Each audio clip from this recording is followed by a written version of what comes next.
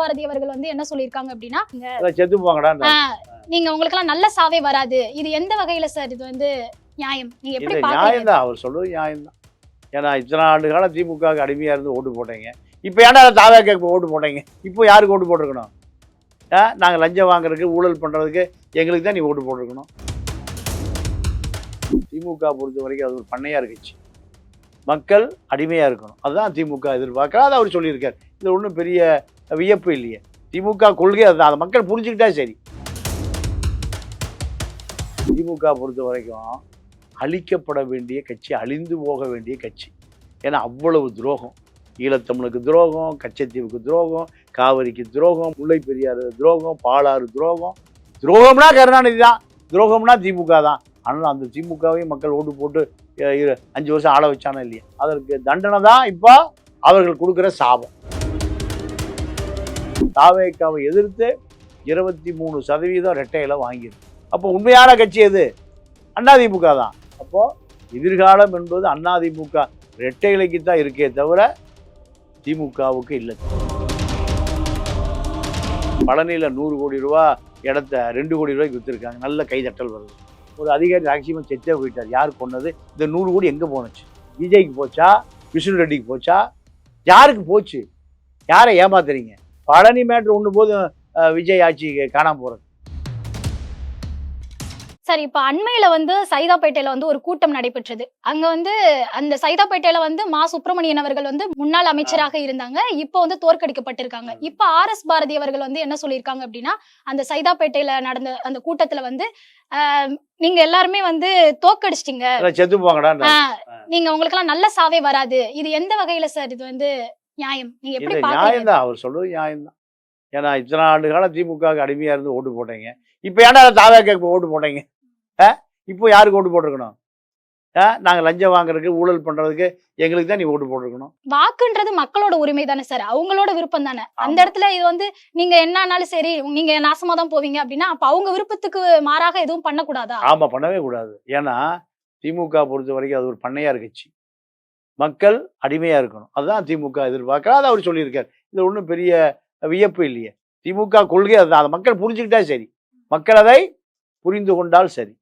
மக்கள் ஒரு வேட்பாளரை வந்து தோற்கடிச்சிட்டாங்க அப்படின்னா அதுக்கு வந்து எந்த வகையிலனாலும் குறை சொல்றது வந்து சரியானதா? அது சரிதான்.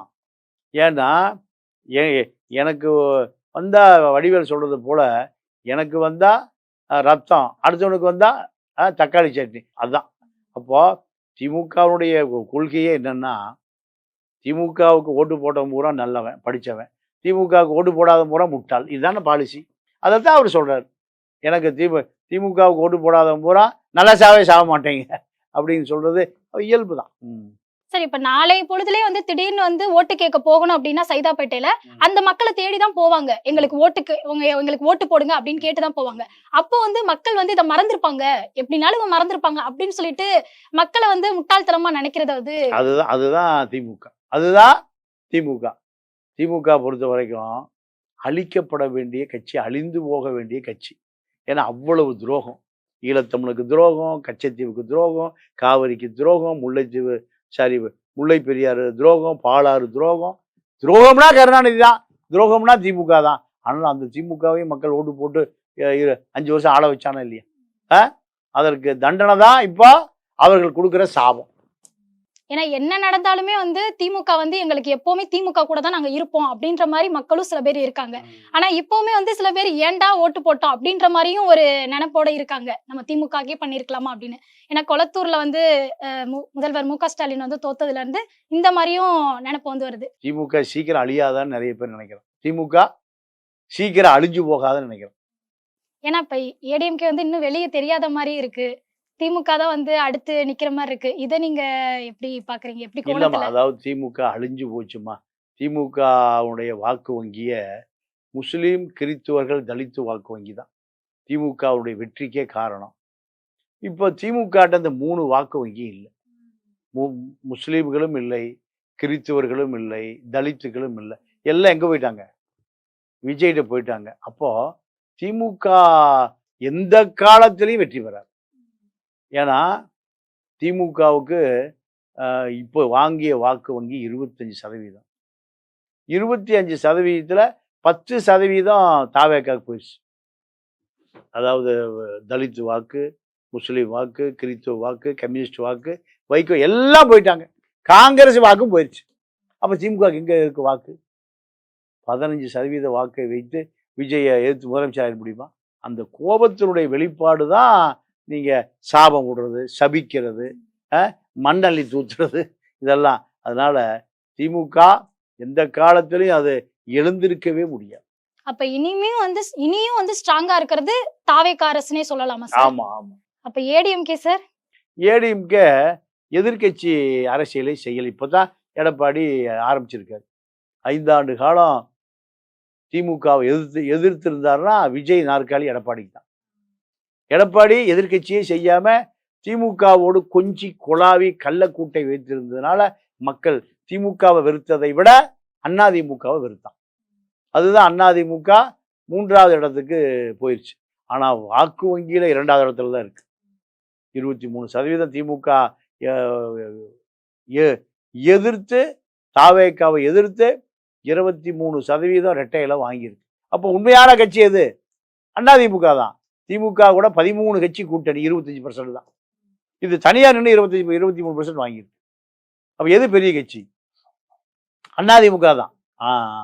அப்போ எதிர்காலம் என்பது அதிமுக ரெட்டை இலைக்கு தான் இருக்கே தவிர திமுகவுக்கு இல்லை. திமுக கம்யூனிஸ்டுகளை கொண்டு வரணும், காங்கிரஸை கொண்டு வரணும், முஸ்லீம்களை கொண்டு வரணும், கிறிஸ்தவர்களை கொண்டு வரணும், தலித்துகளை கொண்டு வரணும், திருமாவளவனை கொண்டு வரணும். அதெல்லாம் நடக்குமா?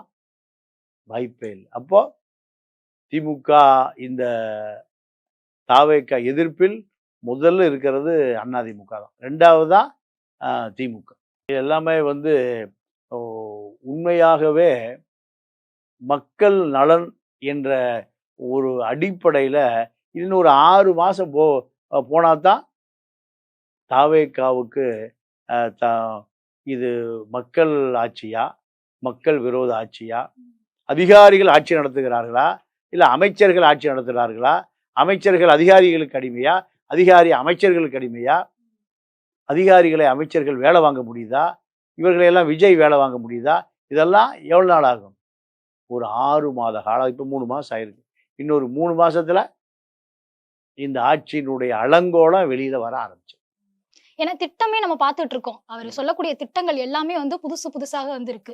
நமக்கு இப்படி ஒரு திட்டமா அப்படின்னு மக்களை வியக்கப்படுற அளவுக்கு வந்து இருக்கு. ஸோ இந்த மற்ற அரசுகளை விட இந்த அரசுல வந்து கொஞ்சம் புதுசா டிஃப்ரெண்ட் இருக்கே அப்படின்ற மாதிரியும் வந்து மக்கள் வந்து பாக்குறாங்க. இல்லம்மா, எல்லாமே ஒரு 6 மாசம்தான்.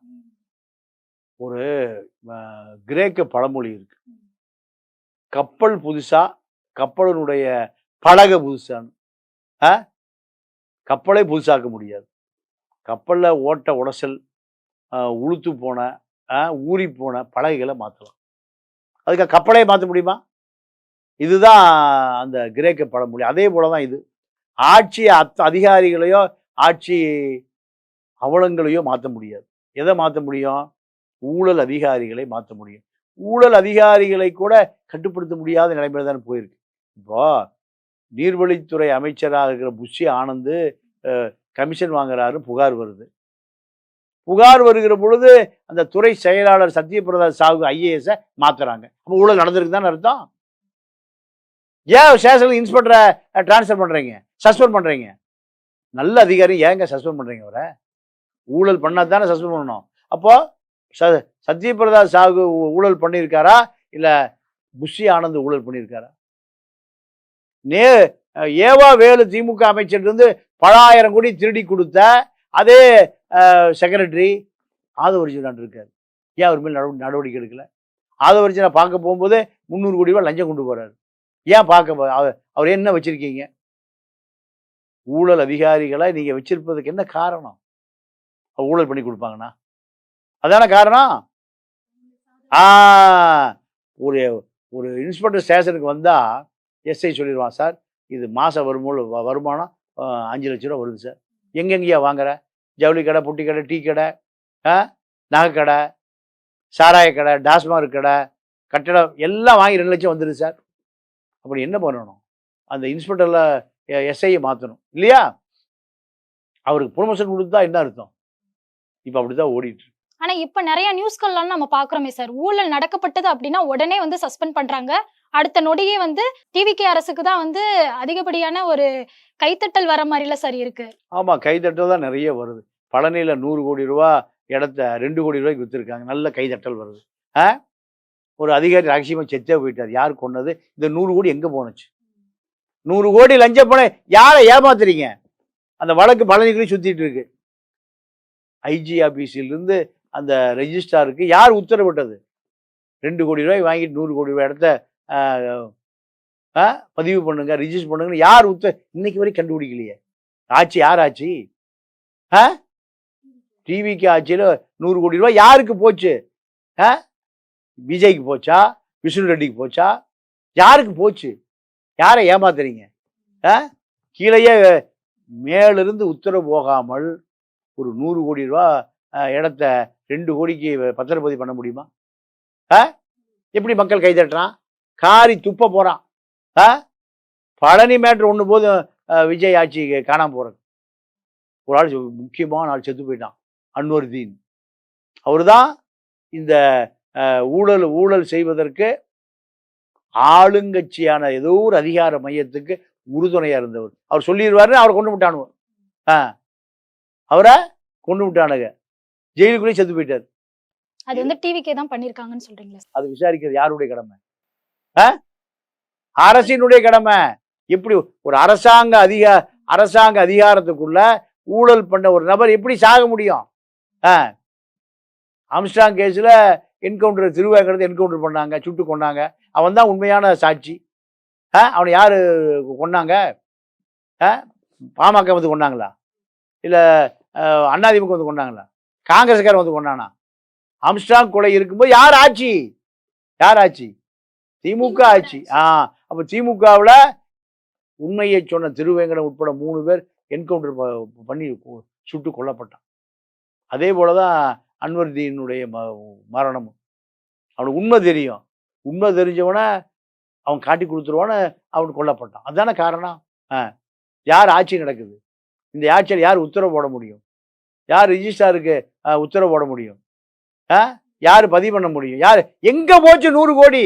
உலக கதையெல்லாம் பேசுறீங்க. விசாரணை நடந்துட்டே இருக்கு. சிபிசிஐடி விசாரணை நடக்குது. 100 கோடி எங்க போச்சு? அதுதானே விசாரணை. 100 கோடி யார் வாங்கினா? யாரை கைது போட சொன்னா? ஏன் அவர் லீவ் போட சொல்லிட்டு இன்னொரு ஆளா போட்டீங்க? எங்கே 100 கோடி? அதை காணோம். அது அப்படியே மறைக்க அதுதான் காரணம். அப்போ யார் ஆட்சியில ஊழல் நடந்திருக்கு? ஊழல் தலைமைக்கு தெரியாம நடந்திருக்குமா? தலைமைக்கு தெரியாம நடந்திருக்குமா? அதிகார மையத்துக்கு தெரியாம நடந்திருக்குமா? அப்போ இது ஊழலே இல்லாத ஆட்சின்னு எப்படி எடுத்துக்கிறது? நாறுதே ஊரே, உலகமே நாறுதே. இது ஊழல் இல்லாத ஆட்சின்னு எப்படி எடுத்துக்கிறது சொல்லுங்க? என்னானாலும் மக்கள் வந்து அதை கண்டுகொள்ளவில்லையே சார். ஆமா, மக்கள் வந்து எப்பவுமே 200 ரூபா தான் அவனுக்கு தேவை. சாராயம் குடிக்கிறதுக்கு 200 ரூபா தேவை. குவார்டர் கொடுத்தா ஓட்டு போட்டு போயிடுவான். இதான் மக்கள். காக்கா பிரியாணி கொடுத்தா ஓட்டு போட்டு போயிடுவான். இதான் மக்கள். அப்போ மக்கள் அழிந்து போனாலும் அவங்க செத்து போனாலும் அவனை கவலைப்பட மாட்டான். 200 ரூபா குவார்டருக்கு 200 ரூபா வேணும். கிடைக்குதா இல்லையா? 200 ஓட்டு போடணும் இல்லையா? இதுதான் மக்கள். அதை பத்தி கவலை இல்லை. இந்த நேர்காணலுக்கு நன்றி சார். நன்றி, வணக்கம்.